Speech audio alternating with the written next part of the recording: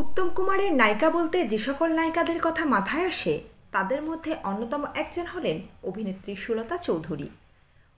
আজ ১৬ই সেপ্টেম্বর তার প্রয়াণ দিবস। তো তার প্রয়াণ দিবস উপলক্ষে আজকের এই বিশেষ পর্বে থাকছেন অভিনেত্রী সুলতা চৌধুরীর জীবনের কিছু কাহিনী।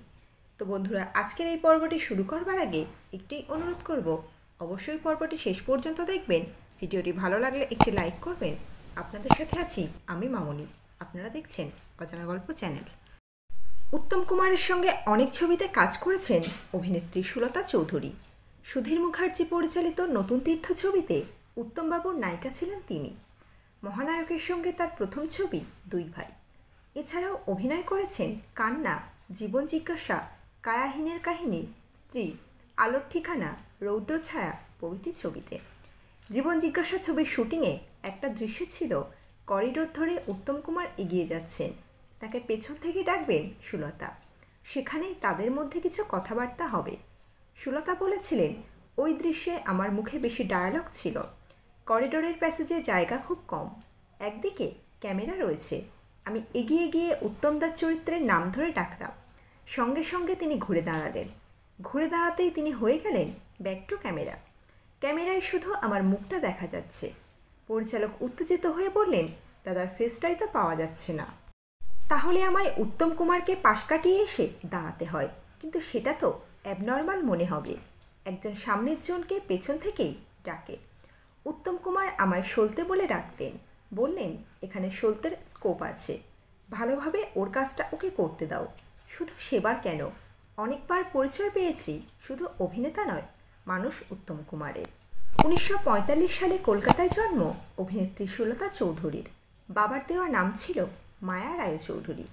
ছোটবেলা থেকেই নাচ গানের প্রতি তার সহজাত আকর্ষণ ছিল।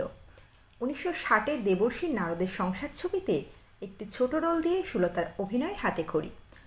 ১৯৬০-এ সুধীর মুখার্জি পরিচালিত শেষ পর্যন্ত ছবিতে বিশ্বজিতের বিপরীতে প্রথম নায়িকার ভূমিকায় অভিনয় করেন।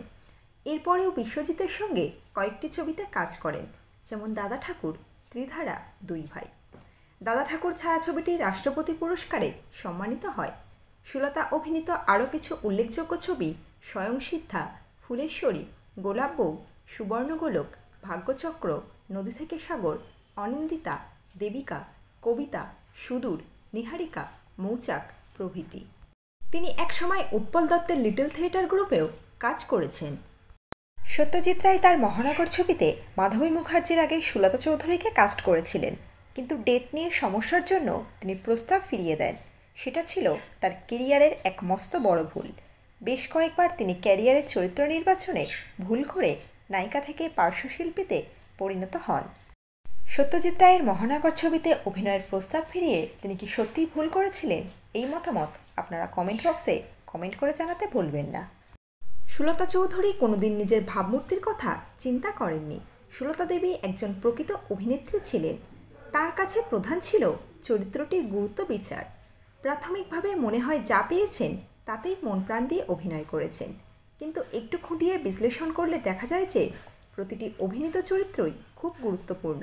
১৯৯৭ সালের ১৬ই সেপ্টেম্বর আজকের দিনে মাত্র ৫২ বছর বয়সে জন্ডিস রোগে প্রয়াত হন এই অভিনেত্রী। আমাদের অজানা গল্প চ্যানেলের তরফ থেকে এই অভিনেত্রীর প্রতি রইল আন্তরিক শ্রদ্ধা। বন্ধুরা, ওনার বিষয়ে আপনাদের যদি কোনো মন্তব্য থাকে অবশ্যই কমেন্ট বক্সে কমেন্ট করে জানাতে ভুলবেন না। আজকের পর্বটি এখানেই সমাপ্ত। দেখা হচ্ছে পরবর্তী কোনো পর্বে। ধন্যবাদ।